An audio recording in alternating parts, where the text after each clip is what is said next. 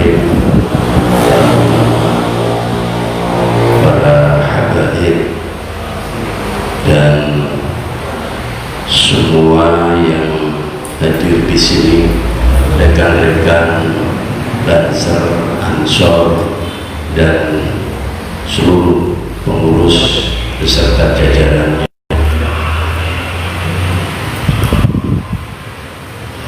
Nahdlatul Ulama yang ada di Kota Waringin Barat atau Pangkalan ini, hadirin yang dimuliakan Allah Subhanahu wa Ta'ala, tidak terkecuali yang hadir maupun yang ada di rumah masing-masing. Tetap kami sapa sahabat-sahabat Ansor dan seluruh rekan-rekan pengurus NU Kota Waringin Barat, yang mudah-mudahan kita semua dalam kesempatan yang berbahagia ini Allah Subhanahu wa Ta'ala selalu melimpahkan anugerah nikmat rahmatnya kepada kita semua, wabil khusus kita dijauhkan oleh Allah, dipelihara dari virus atau wabah sangat menggetarkan jiwa pada saat ini, yaitu COVID-19 atau Corona ini. Jadi mudah-mudahan Allah melihara kita semua dan Allah angkat kembali makhluk-makhluk Allah yang bernama Corona itu. Allah angkat kembali dan Allah tempatkan di tempat yang asalnya, sehingga kita selalu berharap dan berdoa kepada Allah Subhanahu wa Ta'ala, karena itu makhluk Allah yang tidak bisa dilihat dengan kasat mata, tapi kita percaya bahwa itu ada. Maka di antara sesama makhluk kita harus saling menghargai. Di antaranya adalah tidak lain kita harus memanjatkan doa. Kalau kemarin kita 3M, menjaga jarak, memakai masker, dan membersihkan tangan, ditambah lagi 1M, memanjatkan doa kepada Allah Subhanahu wa Ta'ala. Karena apa, sahabat-sahabatku Ansor Banser, di dalam hadis diterangkan tentang doa. Doa jundum min ajnadillah. Doa itu adalah tentara-tentara Allah yang siap menyampaikan atau melaporkan apa yang menjadi hajat-hajat kita kepada Allah. Dan kalau virus itu tentara Allah, maka harus diimbangi dengan tentaranya Allah Subhanahu wa Ta'ala juga. Mudah-mudahan kita diselamatkan Allah. Amin Allahumma amin. Anak-anak kita, istri-istri kita, dan orang-orang yang kita cintai semuanya. Amin ya rabbal alamin. Sahabat-sahabatku Ansor Banser dan semua yang hadir di sini maupun yang ada di rumah, marilah kita ikuti kembali kajian rutin sebulan sekali, masih dalam pembahasan awal kitab Hujjah Ahlus Sunnah wal Jamaah ini.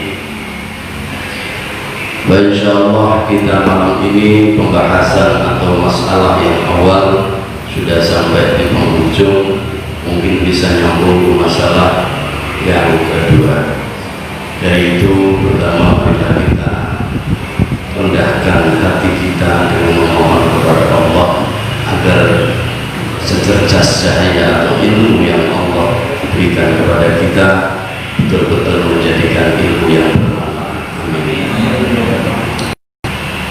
Ila hadratin Nabi Mustafa Muhammad sallallahu alaihi wasallam wa ila hadrati arwahi jamil anbiya wal mursalin alaihi wassalatu wassalam, ila hadrati arwahi jamil ashabi wa ahli baiti Nabi Tahirin radhiyallahu anhum, wa ila hadrati arwahi jamil awliya wa ulama wa syuhada was-salihin, jamil mu'minin wal mu'minat wal muslimin wal muslimat aina ma kana syarqul ardh wa gharibiyat al-bahriha, khususan Syekhina Syekh Abdul Qadir Al-Jilani radhiyallahu anhu, khususan Syekh Syahman Al-Madani radhiyallahu anhu, wa ila arwahi jami'i a'immatul mujtahidina bi hadhihi al-jazirah Panggalandun wa 'ala al-hadirin wal ghaibin fi majlisi hadha wa 'alaihim wa 'alaihinna nahussul khususan ila hadratir ruh syekhina sahib hadzal kitab al-hajj al-fatihah. A'udzu billahi minasyaitonir rajim. Bismillahirrahmanirrahim. Alhamdulillahi rabbil alamin arrahmanir rahim maliki yaumiddin. Iyyaka na'budu wa iyyaka nasta'in. Ihdinas siratal mustaqim. Siratal ladzina an'amta 'alaihim ghairil maghdubi 'alaihim waladdallin. Amin. Bismillahirrahmanirrahim. Kita lanjutkan.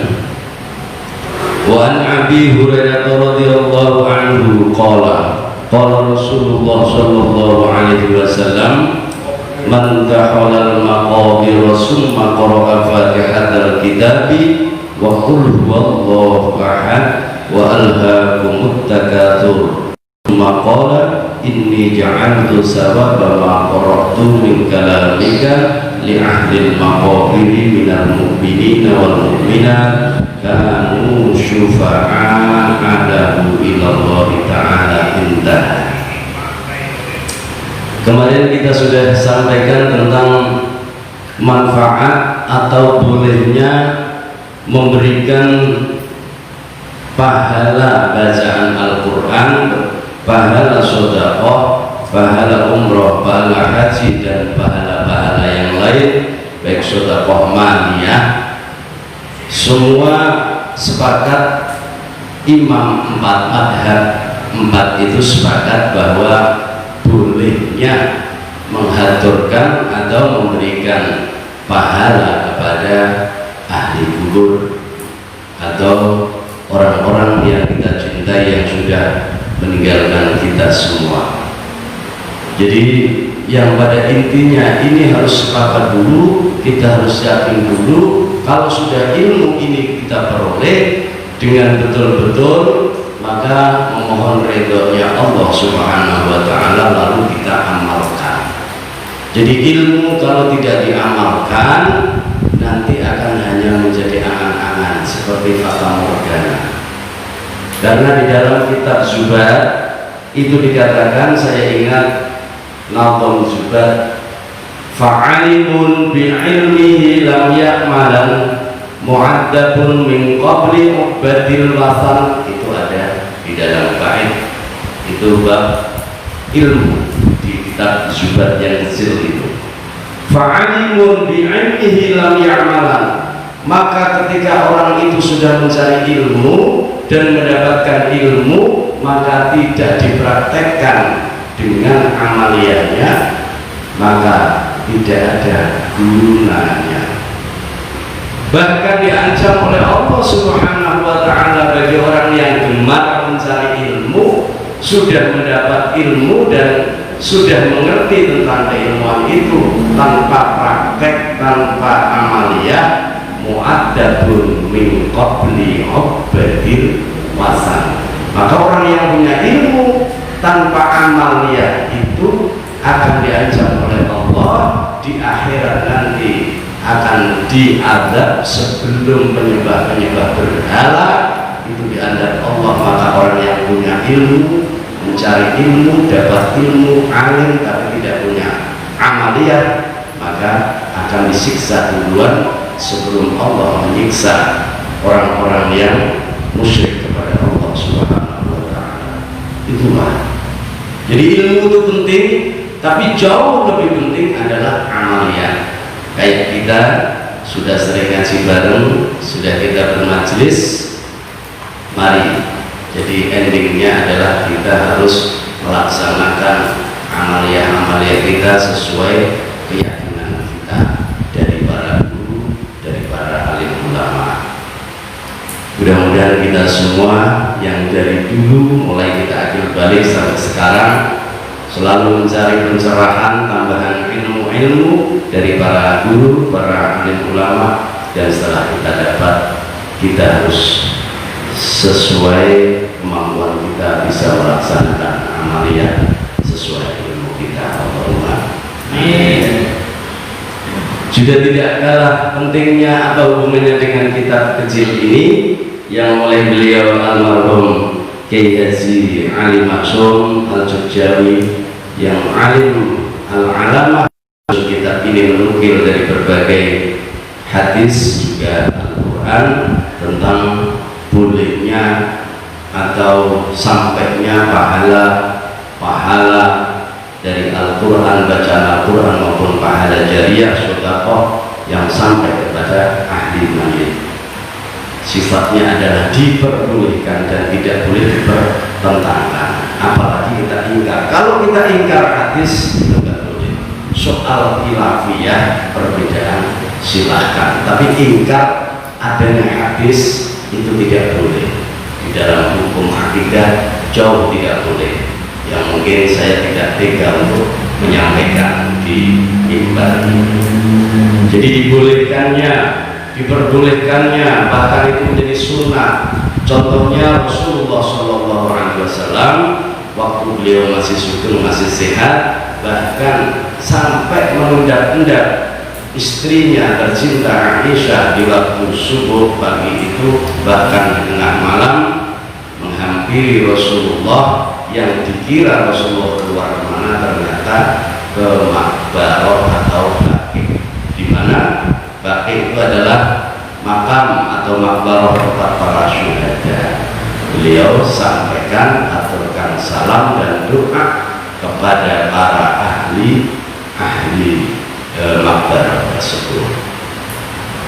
Sampai salamnya, assalamualaikum ya ahli diyar wa inni insyaallah lahiqun. Itu diantara maka diajarkan sanad keilmuan itu sampai kepada sahabat, sampai kepada para tabi'in dan tabi'in, dan sampai kepada ulama, pada guru-guru kita. Jadi kita menukil atau melaksanakan amalia ini dasarnya adalah mengikuti guru kita yang alim dan alim. Ini diriwayatkan dari Abi Hurairah. Sahabat Abi Hurairah ini diantara 7 sahabat yang sangat dekat dengan Rasulullah Shallallahu Alaihi Wasallam, seperti Ibnu Mas'ud, Abdullah bin Mas'ud, Abdullah bin Zubair, Abdullah bin Abbas, Abdullah bin Umar. Jadi disebut Ubaidillah. Jadi termasuk Abi Hurairah ini sahabat yang dekat dengan Rasulullah, sampai ketika Rasulullah qadil hajat, ibarat kalau kayak kita ini ke toilet, itu Abi Hurairah itu yang mengambilkan air untuk bersuci atau tohar. Maka banyak asrar atau rahasia-rahasia Rasulullah yang disampaikan kepada sahabat Abi Hurairah. Beliau menyampaikan di dalam hadisnya Rasulullah SAW, barang siapa yang masuk ke area makbarah, berarti bukan hanya masuk saja, tentunya di situ berdiam sejenak dan membaca kalamullah, membaca dari ayat-ayat suci Al-Quran di makbarah itu diantaranya adalah Fatihatul Kitab, Ummul Quran, Al-Fatihah, dan Qul Huwallahu Ahad, surat Ikhlas sampai akhir, dan surat Al-Hakumut Takasur, surat At-Takasur sampai akhir. Lalu beliau atau kita atau orang yang di makbarah itu berdoa kepada Allah Subhanahu wa Ta'ala dengan doa, Allahumma inni ja'altu sawaba ma qarrabtu min kalamika li ahlil maqabir minal mu'minina wal mu'minat ila akhir. Yang sangat ini sampai kepada tahlil kita yang setiap kita baca di akhir tahlil doa kita, Allahumma ausil sawaba ma qarrabna, yang itu. Jadi ya Allah, mohon sampaikan pahala bacaan-bacaan kami min suratil Fatihah wa suratil Ikhlas wa suratil Mu'awwidzatain. Kadang kita selanjutkan wa ghairiha, dan lain-lainnya ya Allah, Artinya dengan tahlil, dengan tasbih, dengan takbir, dan dengan yang lain memohon kepada Allah agar disampaikan pahalanya kepada ahli kubur tersebut, dan itu adalah jaizun yasilu sawabuha, dibolehkan dan pasti sampai pahalanya karena yang menyampaikan Allah Subhanahu wa ta'ala, bukan yang lainnya. Allah maha segala-galanya, Allah maha kuasa. Kalau kita lalu berbeda pendapat menyatakan misalkan tidak setuju, silakan, monggo, tidak ada unsur paksaan. Jadi ilmu itu harus punya komitmen dan konsekuensi. Ketika kita punya ilmu harus kita amalkan, itu konsekuensinya ilmu, sehingga kita tidak kena pelanggaran yang kayak tadi. Fa'alimun bi'ilmihi lam ya'malan mu'addabun min qabli ubdadil wasar. Jadi sehingga kita kalau menyampaikan bacaan-bacaan Al-Quran sampaikan kepada ahli kubur, maka kita harus penuh keyakinan bermohon kepada Allah Subhanahu wa ta'ala bahwa doa-doa atau bacaan-bacaan Al-Quran, sedekah kita baca Al-Quran itu kita sampaikan memohon kepada Allah, dan Allah pasti menyampaikan. Jadi kita sampaikan dengan tuntunan doa yang disampaikan oleh Rasulullah, oleh sahabat, oleh alim ulama, dan oleh guru-guru kita. Allahumma inni ja'altu, kalau kita tahlilan sendiri, membaca sendiri, kan gitu. Oroktu, kalau kita bersama, domirnya menjadi domir mutakallim ma'al ghair. Kalau sendirian namanya domirnya mutakallim wahdah. Jadi pahala itu disampaikan kepada ahli kubur. Dari orang-orang yang di ahli kubur, laki-laki dan perempuan, semua ahli diyar maqabir, itu dengan izin Allah Subhanahu wa ta'ala maka mendapatkan pertolongan. Jadi bahasanya di sini, li ahlil maqabir minal mu'minin wal mu'minat kanu syufa'a 'ala illallah ta'ala.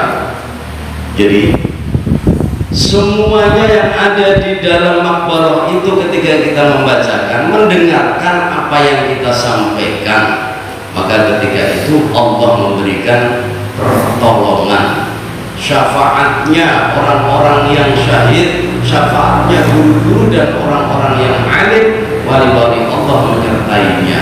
Tidak ada lagi yang menyampaikan kecuali Allah Subhanahu wa ta'ala. Dan di atas tadi dikatakan kenyataannya dalam hal masalah mendoakan orang yang meninggal, semua komponen, semua kelompok apapun yang di dalam keagamaan, tidak ada yang menolak mendoakan almarhum, almarhumah, tidak ada yang menolak, semua sepakat baik, kan gitu. Pada kenyataannya apa?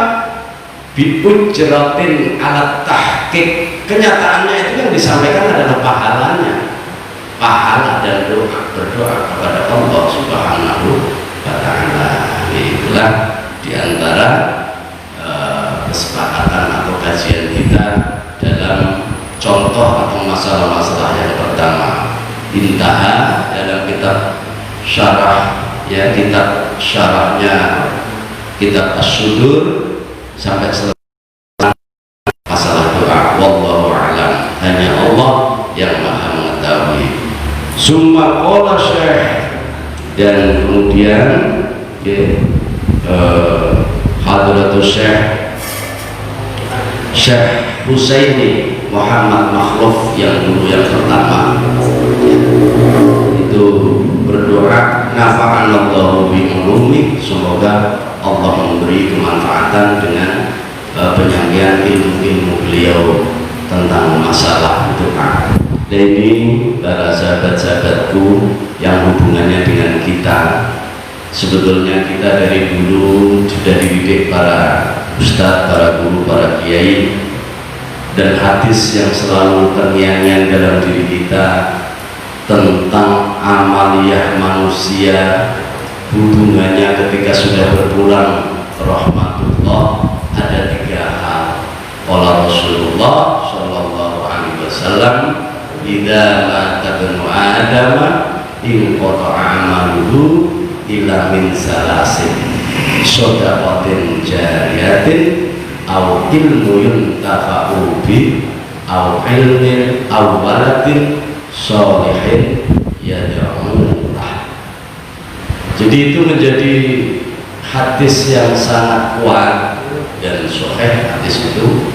Jadi di antara manusia anak Adam ini, kita ini kalau sudah berpulang ke rahmatullah semua putus. Inqata'a, qata'a, itu sudah putus semua kecuali 3 perkara. Artinya putus itu orang yang sudah wafat tidak bisa beramal lagi dan itu. Tapi ada 3 perkara yang mana ketika hubungan antara orang yang sudah meninggal itu dengan amaliyahnya atau pahala yang pernah diamalkan waktu hidup itu 3 perkara. Yang pertama adalah shadaqatun jariyatun, shadaqah jariyah. Jadi shadaqah amal jariyah yang ikhlas karena Allah, memohon ridhonya Allah, maka pahalanya itu walaupun sudah wafat pahalanya akan mengalir seperti mungkin menginfakkan, menghibahkan atau mewakafkan sebuah tempat, lembaga pendidikan atau tempat-tempat yang dibuat untuk kajian-kajian, majelis, bahkan jalan raya, jalan menuju kebaikan itu termasuk amal jariyah. Kadang orang tidak banyak yang memahami, dikira yang namanya wakaf, jariyah atau hibah itu hanya masjid, madrasah, lambat, jalan raya itu termasuk adalah nilainya sama dengan shadaqah jariyah. Itu yang pertama. Yang kedua adalah ilmu yang bermanfaat. Jadi ilmu yang bermanfaat adalah ketika seseorang waktu hidupnya mempunyai ilmu walaupun sedikit tapi disampaikan kepada anak-anaknya, disampaikan kepada orang-orang yang mau menerima atau tetangganya atau siapapun yang dengan tujuan karena ingin mendidik atau ingin menyampaikan kalam-kalam Allah, maka ilmu itu ketika disampaikan lagi kepada yang lain, maka itu disebut adalah al-ilmu yuntafa'u bi. Jadi yang pertama shadaqah jariyah, yang kedua ilmu yang bermanfaat. Ilmu tidak harus yang istilahnya yang sulit-sulit kemampuan.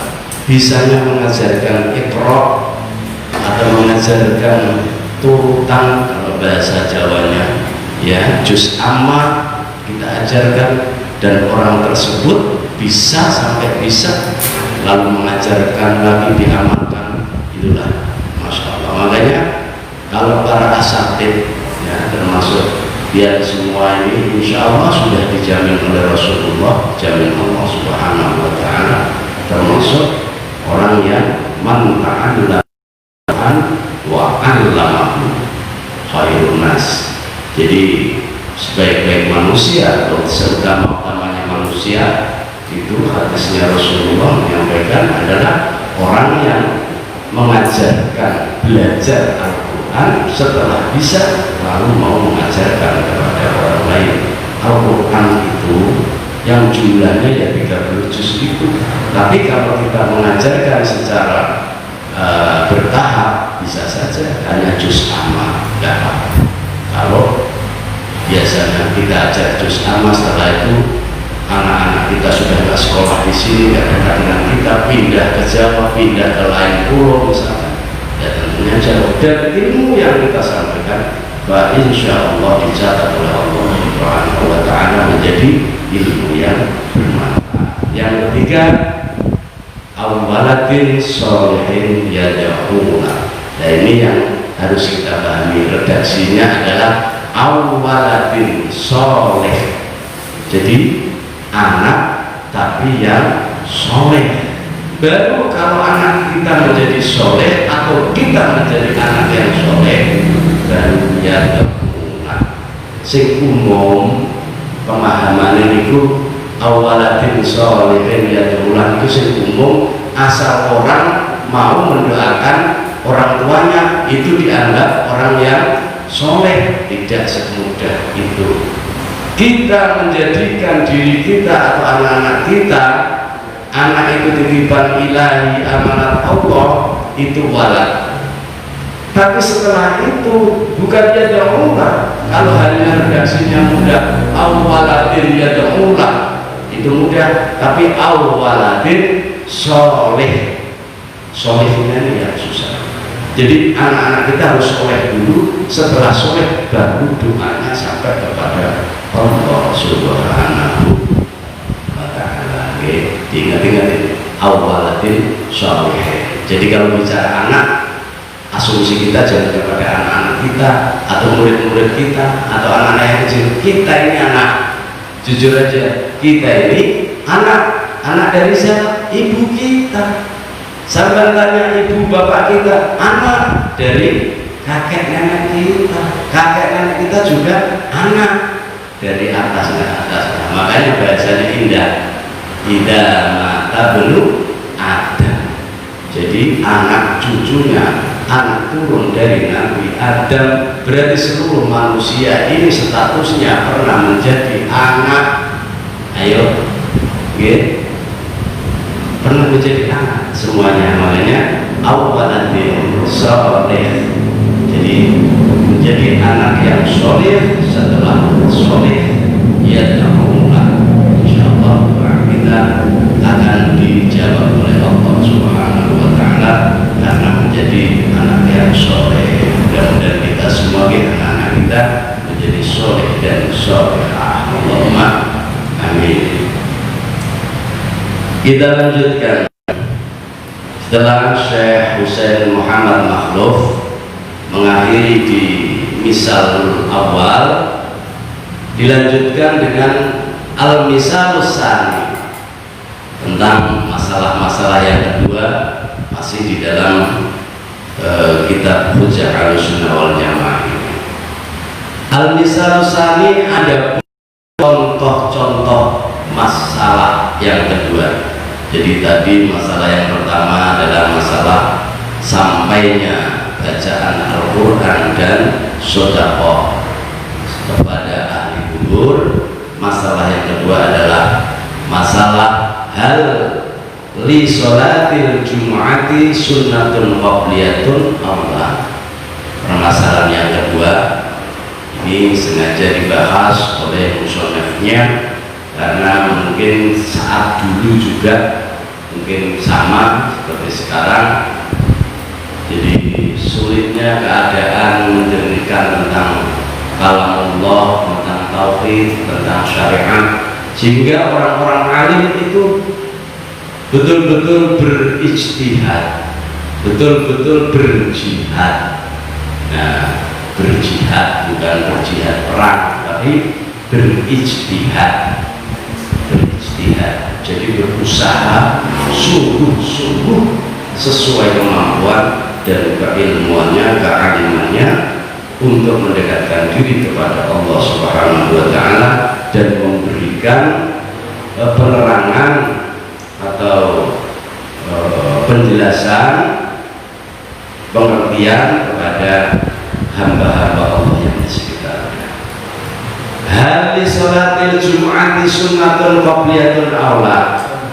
Apakah ada sholat Jumat itu, sholat Jumat yang kita laksanakan itu, apakah ada sebetulnya sholat qabliyahnya itu atau tidak? Ini pembahasan ini. Makanya istihadnya musonef kita Syekh Ali Maksum Al-Judjawi itu menukil dari berbagai kitab, dan pembahasan ini menjadikan jawaban kepada kita. Padahal kita dari mulai akil balik dari kecil kita sudah biasa melaksanakan sholat qobliyah Jumat. dan ba'diyah, kan gitu. Tapi di sini kita disuruh mengulang lagi. Insya Allah kita sama, namanya ijtihad. Ijtihad itu tidak berdiri langsung. Ijtihad jihad tidak. Kalau di dalam ilmu syarafnya, dalam rubai, sulasi mujarrad, rubai mujarrad itu yang Arab juga hampir sama dengan kitab ini, namanya Syekh Maksum Ali Al-Jumbani. Kalau kita ya, sampai itu kita ini kadang-kadang baca kitab kan nggak kenal pengarang.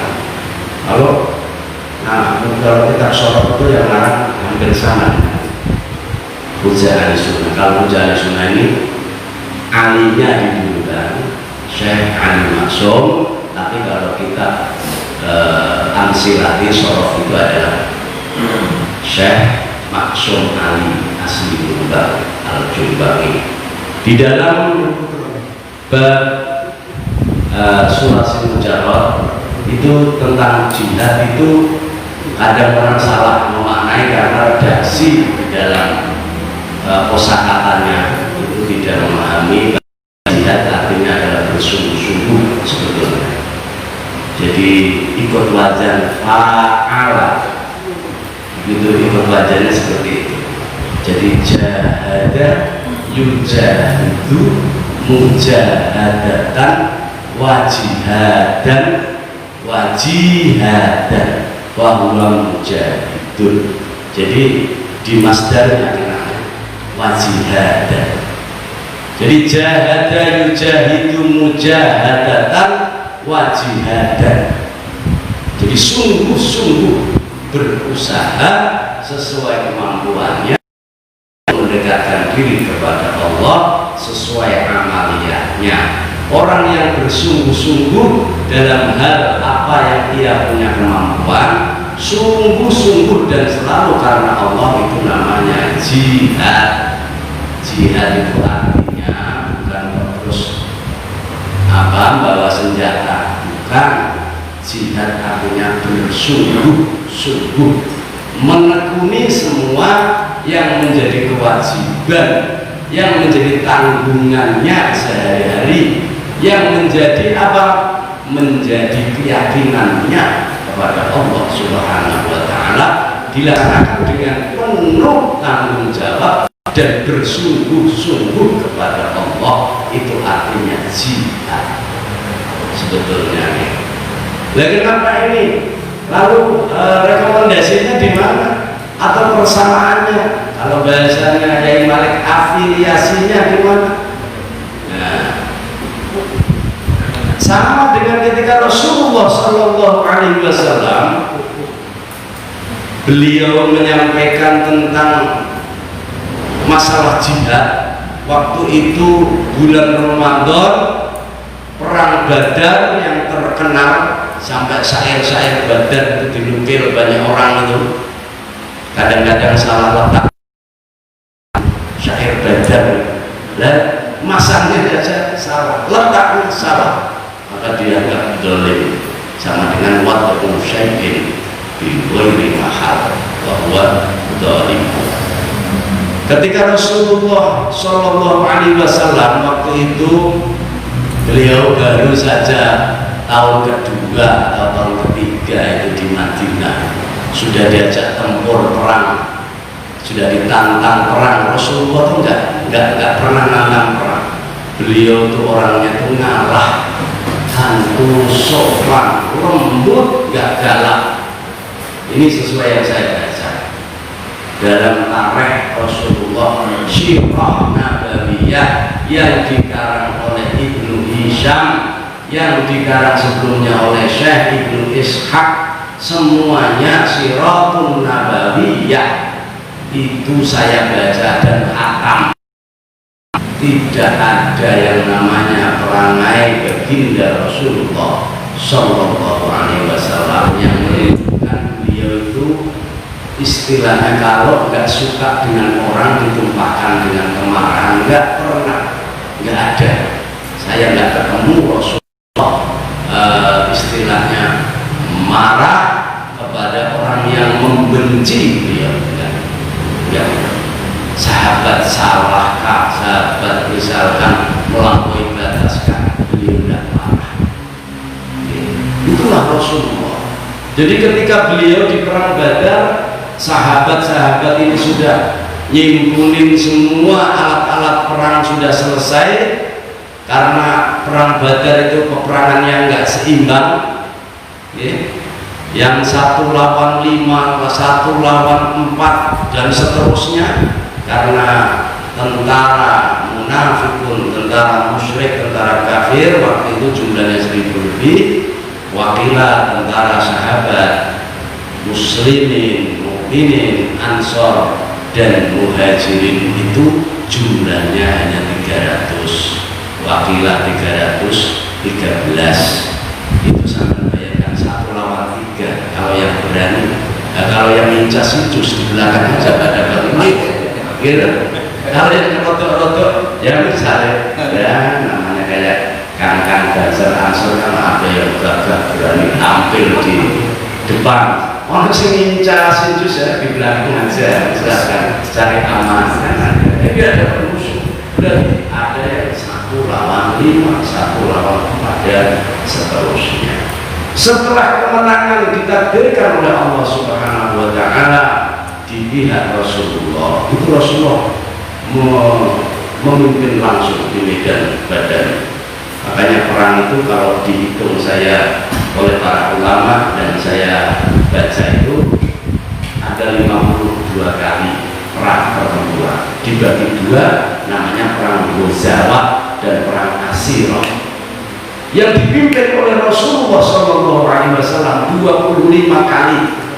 Bayangkan Rasulullah memimpin perang langsung di medan tempur, di medan laga, di depan Rasulullah, bukan di belakang. Memimpin apa? Memimpin apa di belakang? Ini dong harap baca.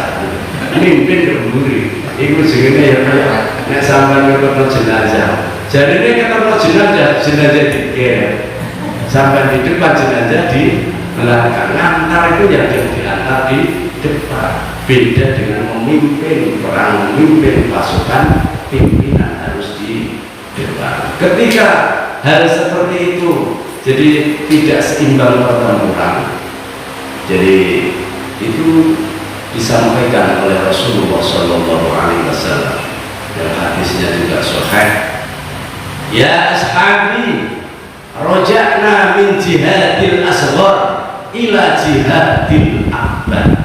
Bayangkan kalau yang ibarat berkerja sing luar biasa, perang yang tidak seimbang, berdarah-darah, nyawa, harta, tenaga yang luar biasa, tidak ada keseimbangan. Tapi tahu-tahu komandan kita bilang ini kecil sekali perang ini adalah jihad yang kecil.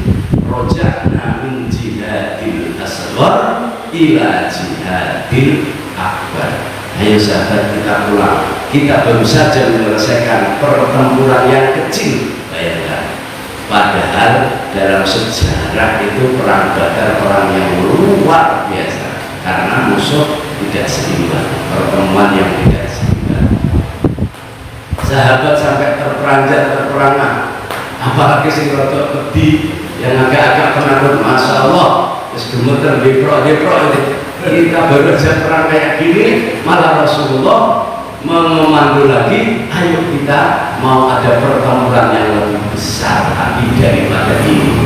Bayangkan, jangan itu belum kering, capek itu belum hilang, tapi Rasulullah menyampaikan roja'na min jihadil asghar ila jihadil akbar. Lalu di antara sahabat memberanikan diri, mungkin ya potong bunuh perang opo meneh, mungkin kan ada iki urung bar ono komando perang yang lebih besar. Ya Rasulullah, majihadul akbar, memberanikan diri sahabat. Wahai Rasulullah, apalagi yang dimaksud jihadul akbar? Qala Rasulullah sallallahu alaihi wasallam, yang ada hubungannya tadi, jahada yujahidu mujahadatan wa jihadan. Ya Rasulullah, apa itu perang yang lebih besar dari perang Badar ini? Mujahadatul abdi, apa itu jawabnya Rasulullah? akhirnya sahabat itu lega, ternyata tidak menenteng pedang lagi, tidak bertempur secara fisik lagi. Ternyata yang dikatakan jihad yang lebih besar daripada perang Badar adalah mengendalikan hawa nafsu, mujahadatul abdi hawahu, jihadnya seorang hamba untuk mampu mengendalikan hawa nafsu. Itulah kata Rasulullah yang disampaikan kepada sahabat. Sebetul-betulnya jihad adalah mampu mengendalikan hawa nafsu. Nah itu ya, jadi jihad itu tidak 100% atau tidak semuanya yang dikatakan jihad harus perang, tergantung keadaannya, tergantung kondisinya. Pada saat itu ya sudah musimnya, istilahnya pertempuran. Tapi kata Rasulullah, jihad yang lebih besar adalah mengendalikan hawa nafsu. Karena apa? Uraian dari masalah mujahadatul abdi hawa itu, karena kalau kita bertempur dengan fisik, perang, atau kita mempunyai lawan itu kelihatan lawan kita. 1 lawan 1 atau 1 lawan 2 atau dikeroyok itu berhadapan-hadapan, jelas. Tapi kalau kita mengalahkan, mengekang, memerangi hawa nafsu, ayo, di mana lawan kita? Di sini, di dalam diri kita. Ya, sampean kerja, hawa nafsu ikut. Sampean kemana saja hawa nafsu ikut. Bahkan ke toilet hawa nafsu ikut. Ke langgar, ke musola, ngaji kayak gini, hawa nafsu ikut. Makanya termasuk itu adalah jihad yang paling besar. Kadang-kadang sampai itu sudah sama istrinya yang cantik aja, pikirannya itu mana-mana, melayang-layang. Itulah jiwa masalah. Makanya kita diajarkan oleh Allah, oleh Rasulullah SAW, bagaimana caranya kita mengendalikan hawa nafsu, mengendalikan jiwa ini supaya terpelihara dari hal-hal yang tidak kita inginkan. Di antaranya adalah doa. Jadi hati kita harus tetap selalu yang muqallibal sabbit qalbi ala dinik. Lalu tentang kondisi kejiwaan kita yang gelisah, ya muhawwilul ahwal hawwil halana ila ahsanil hal. Maka jiwa itu ada hubungannya dengan tingkah laku kita. Jadi ternyata jihad yang paling besar adalah mengendalikan hawa nafsu kita. Ayo monggo sahabat-sahabat, ya saya juga introspeksi diri kita masing-masing supaya kita pandai mengendalikan diri, mengendalikan hawa nafsu, jauhi kata-kata yang menyakiti, jauhi kata-kata yang kotor, jauhi sifat-sifat yang tidak baik, apalagi mengumpat-umpat, tidak boleh. Itu adalah semua bermuara dari hawa nafsu kita. Karena sebaik-baik ilmu, lagi-lagi Rasulullah menyampaikan, sebaik-baik ilmu adalah ilmu mengendalikan jiwa dan apa? Tingkah laku. Afdalul ilmi ilmul hal wa afdalul amal hifdul hal. Nah, jadi bahasanya ini memang indah. Sebaik-baik ilmu pengetahuan adalah ilmu cara mengendalikan hawa nafsu, cara memanage keadaan, cara bisa memanage diri sendiri agar tidak terjebak dengan segala hal yang merugikan. Dan sebaik-baik amaliyah kita adalah memelihara hawa nafsu. Masya Allah, ya. Itu yang paling penting untuk diri kita masing-masing. Jadi kembali kepada kitab ini, permasalahan atau contoh yang kedua pertanyaan umat waktu itu sudah ada, bukan hanya sekarang. Apakah atau adakah sholat Jumat itu ada syariatnya atau ada sunnahnya dengan sholat qobliyah yang kita laksanakan itu atau tidak?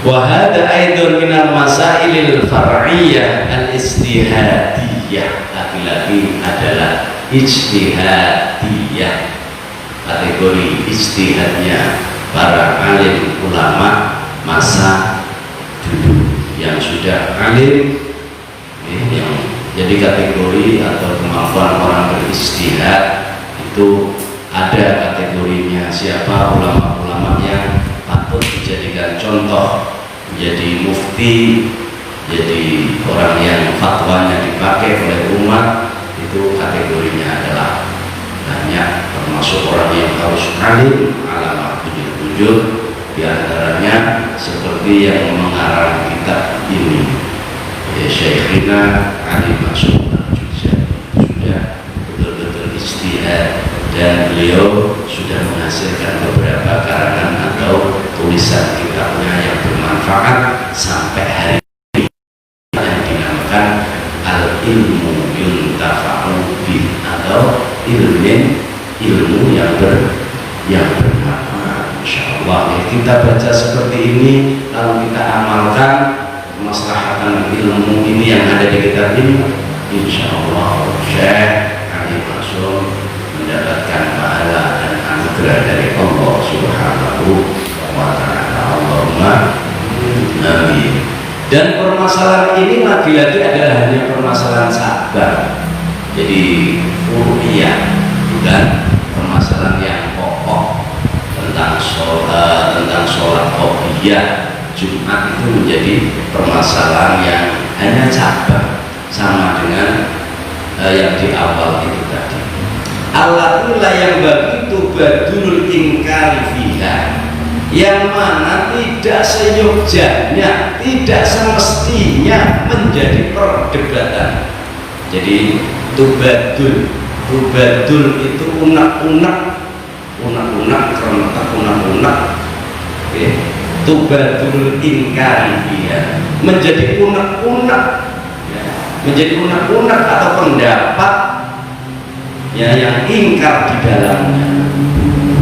Karena pada saat itu juga sudah banyak orang yang ingkar, apalagi yang sering maidu atau sering sering mengatakan bahwa kalau tidak ada contoh dari Rasulullah itu bid'ah. Dan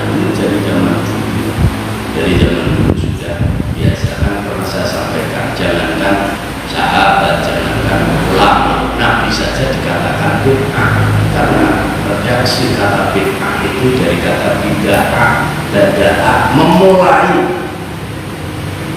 Jadi Rasulullah itu termasuk dianggap hal yang baru dan permulaan itu yang berbid'ah, karena dulunya tidak ada agama Islam, tidak ada syariat yang disampaikan persis Rasulullah. Namanya agama samawi, namanya keyakinan yang diwarisi oleh orang-orang tua atau kakek neneknya dulu. Datanglah Rasulullah sebagai utusan membawa syariat Islam, maka dikatakan oleh orang-orang Mekah waktu itu adalah Rasulullah bid'ah. Jadi dikatakan bid'ah. Tapi jawab Rasulullah, saya itu bukan bid'ah, tapi Rasulullah itu adalah utusan Allah Subhanahu wa ta'ala yang membawa syariat ke izin Allah, meneruskan, menyempurnakan dari syariat terdahulu, terutama dari millah Ibrahim Ismail alaihi wassalam. Jadi tentang masalah sholat 2 rakaat yang dilaksanakan sebelum sholat Jumat itu dikatakan qobliyah, kalau sesudahnya ba'diyah. Nah, di sini di dalam buku ini, di dalam kitab ini disampaikan bahwa kalau sholat qobliyah Jumat itu ada dasarnya. Rasulullah apakah melaksanakan? Ya, melaksanakan, cuman beda dengan kita sekarang ini karena umat ini memang kebanyakan pegawai, kebanyakan kerja, jadi qobliyahnya cuma 2 rakaat. Kalau Rasulullah qobliyahnya 4 rakaat, ba'diyahnya 4 rakaat. Lah kadang kita kalau ba'diyah 4 rakaat di masjid nanti dikira kita sholat zuhur jadi masalah. Nah, orang sekarang ini kan repot menilai. Jadi kalau Rasulullah amma syafi'iyyah faqalu na'am lil jum'ati sunnatun qabliyatun kadhuri li hadisi fiha. Adapun menurut Imam Syafi'i atau madhab Syafi'iyah, ulama-ulama Syafi'iyah berpendapat na'am, iya, bagi sholat Jumat itu ada 2 rakaat atau 4 rakaat sunnah, sholat sunnah qabliyah. Seperti sholat zuhur dalam hadis ini dikatakan, ini ditambahi oleh Al-Fakir yang dulu menyampaikan tentang muqaddimah di dalam kitab ini, ikut memberikan tabayun atau penjelasan, yaitu Kiai Ahmad Subuhi Masyhuri, yang di sini identitasnya adalah Al-Fakir ila rahmatir rabbi wa li khabari muslimin. Beliau menyampaikan tentang kabar hadis ini dari Imam Muslim. Jadi kalau kitabnya adalah kitab Sahih Muslim, di dalam kitab Sahih Muslim dikatakan idza shalla ahadukumul jum'ata falyusalli qablaha arba'an wa ba'daha arba'an. Wa li khabari Tirmidzi anna ibna Mas'udin kana yusalli qabla al-jum'ati arba'an wa ba'daha arba'an. Kalau kita mengacu pada kitab Sahih Muslim yang disampaikan kabar ini oleh Syekh Kiai Ahmad Subuhi, nukil dari sanadnya Imam Muslim, ketika diantara kalian itu sholat Jumat fal yusolli qabla arba'an wa ba'da arba'an, maka sebaiknya sholatlah sebelum Jumat itu atau qobliyah Jumat arba'an 4 rakaat wa ba'da, dan setelahnya 4 rakaat. Ini dalam hadis Sahih Muslim.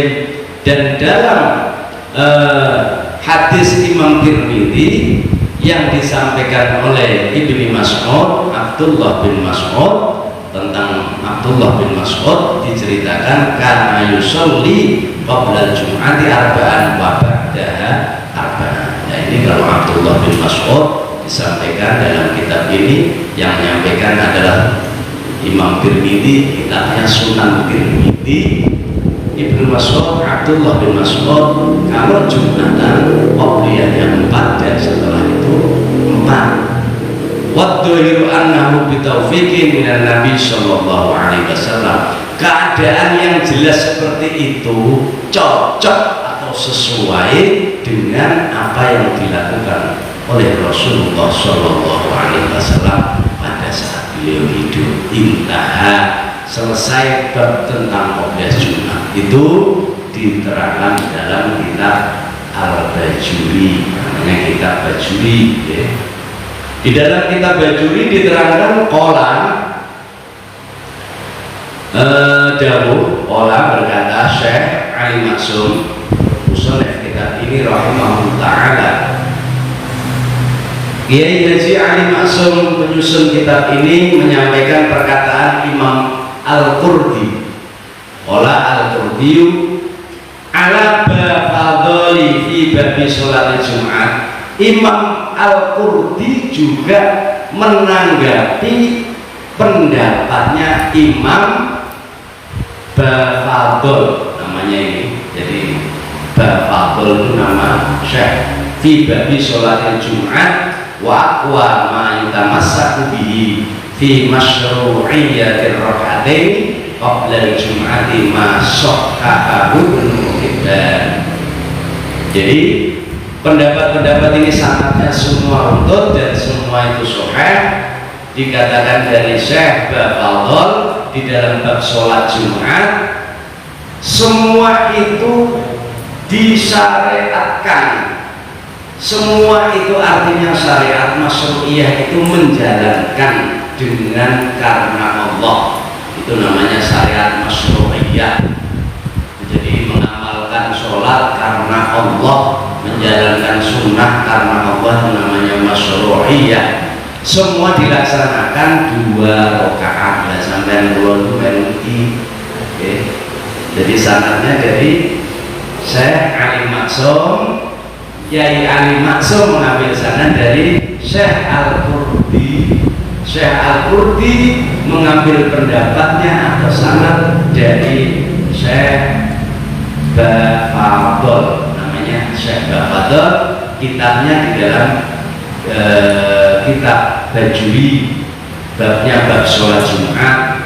Wa aqwa ma yutamassaku bihi fi masyru'iyyatir rak'ataini qabla Jum'ah ma sahahahu Ibnu Hibban min hadis Abdullah bin Zubair marfu'an. Hadisnya hadis marfu', bukan hadis maudhu, bukan hadis-hadis yang lemah, ini hadisnya marfu', berarti sanadnya itu banyak ya. Kalau hadis itu sanadnya jelas dan banyak saksi-saksi orang-orang yang dipercaya, para masyayikh, dan ketemu sampai sahabat, maka hadis itu menjadi hadis marfu'. Ma min sholatin illa wa baina yadayha rak'atain qala fi Fathul Bari. Di dalam kitab Fathul Bari itu ada pendapat dalam kitab Fathul Bari, hadis yang menyampaikan adalah Abdullah bin Jubair. Maka saya sampaikan tadi, pada saat itu ini sahabat Abdullah itu kalau nggak ada 4 ada 5 orang hebat semua. Abdullah bin Abbas, Abdullah bin Mas'ud, Abdullah bin Umar, Abdullah bin Jubair, itu ubadillah, orang-orang yang hebat. Masya Allah.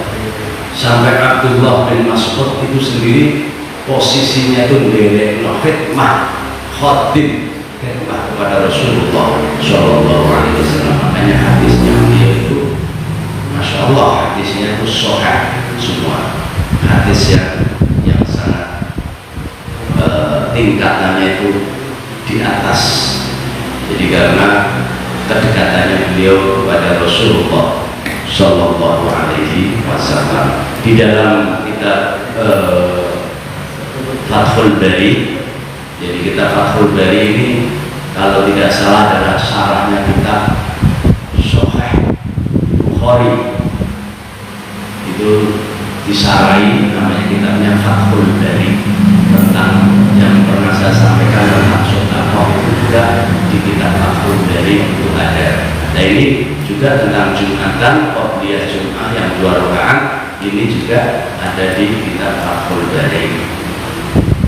Pendapat atau hadis yang disampaikan oleh Abdullah bin Jubair, hadisnya marfu', ma min sholatin illa wa baina yadayha rak'atan. Jadi tidak ada sholat fardu atau setiap sholat fardu itu tidak ada perbuatan sebelumnya kecuali diawali dengan 2 rakaat qobliyah. Semua sholat fardu kecuali yang tidak boleh itu ba'diyahnya. 5 waktu kita sholat fardu itu qobliyahnya semua ada ya, kecuali ba'diyahnya. Di sholat zuhur qobliyah ada, asar qobliyah ada, maghrib qobliyah ada, isya qobliyah ada, subuh qobliyah ada. Yang ba'diyahnya itu yang tidak ada, seperti sholat asar nggak pakai ba'diyah, sholat subuh nggak pakai ba'diyah.